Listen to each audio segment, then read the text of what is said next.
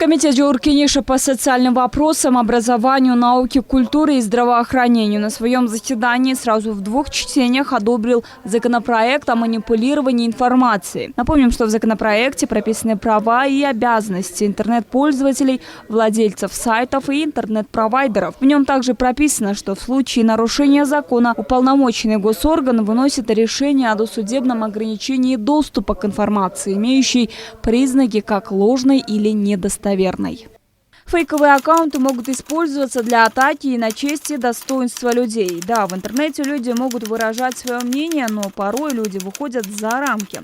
У тех, кто прячется за фейковыми аккаунтами, нет лиц, но люди должны знать, от кого уйдет та или иная информация. Поэтому мы предлагаем, чтобы Министерство культуры, информации и туризма блокировало ненастоящие аккаунты. В свою очередь, масс-медиа сообщает, что блокировка фейковых аккаунтов не решит проблему с распространением недостоверной информации. Журналисты призывают фракции депутатов отклонить законопроект Гульшат Асылбаевой. Они возмущены абсолютным игнорированием со стороны инициаторов законопроекта о манипулировании информацией, мнений экспертов, специалистов, граждан о вреде их инициативы для свободы слова и свободы выражения мнения и требуют отклонить принятие этого антиконституционного законопроекта.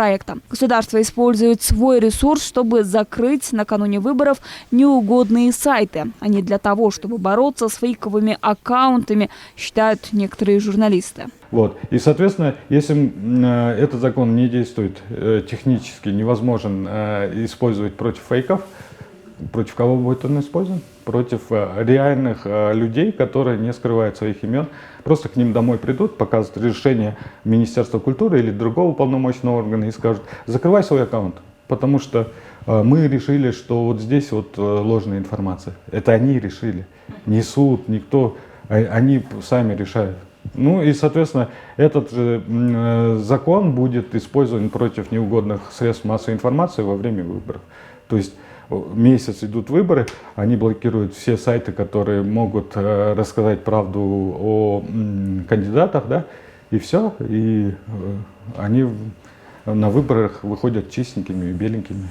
Учитывая, что законопроект не имеет технико-экономического обоснования, в условиях катастрофического дефицита бюджета и отсутствия средств, закон не будет работать, считают в свою очередь юристы. Кроме того, такой закон вовсе не может быть принят в отсутствии определения правительством источника финансирования. Касательно проектов законов, предусматривающих увеличение расходов, покрываемых за счет государственного бюджета. Средства массовой информации напоминают, что ранее приведено достаточно доводов об антиконституционности и вреде депутатской инициативы гражданским и политическим свободам и правам.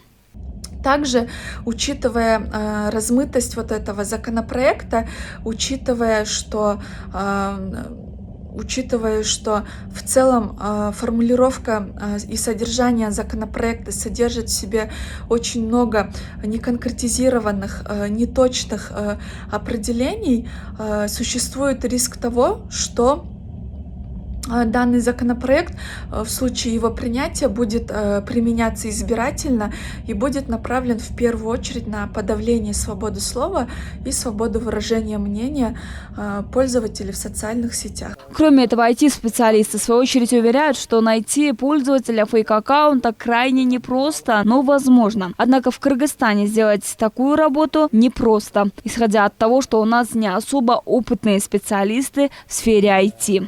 5 лет назад у нас было слабо именно в госструктуре и специалиста по информатике. Но за последние 5 лет очень развивается этот сектор у нас и в правительстве, и в частном секторе. Поэтому выявить фейк-аккаунтов эти наши специалисты смогут, в принципе. Насчет того, хватает ли специалистов, у нас в данном случае в Кыргызстане нехватка специалистов именно по этому направлению. Отметим, что законопроект уже одобрен в 3 чтениях в комитете. Теперь его будут рассматривать на заседании в Джоғыр.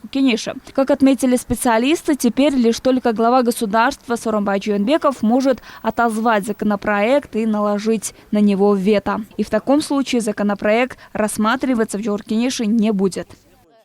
Айдын Матбекова, Алтынбек Саакиев, Нью ТВ.